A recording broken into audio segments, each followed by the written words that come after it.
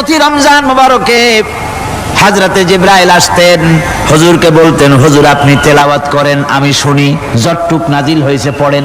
হুজুর পড়তেন, জিবরাইল শুনতেন, আবার জিবরাইল পড়তেন, হুজুর শুনতেন। এমনি করে করে যে বছর হুজুর ইন্তেকাল করবেন, হুজুরের জীবনের শেষ রমজান মুবারকে কোরআন নাজিল পরিপূর্ণ হয়ে গেছে।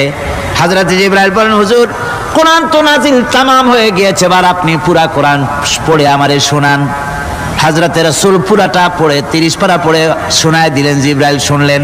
এবার জিবরাইল বলেন, হুজুর আমি তেলাওয়াত করতেছি, আপনি শোনেন। হযরতে জিবরাইল 30 পারা পড়লেন, হুজুর শুনলেন।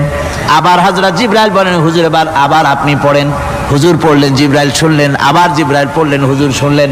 তার মানে হলো হুজুর যে বছর ইন্তেকাল করলেন, ওই বছরের রমজান মুবারকে হযরত জিবরাইল 2 বার পড়েছেন, হুজুর শুনেছেন, আর হুজুর 2 বার পড়েছেন, জিবরাইল শুনেছেন, যাতে করে একটা জের জবর, একটা আয়াত, একটা সেমিকোলন যেন বাদ না পড়ে যায়।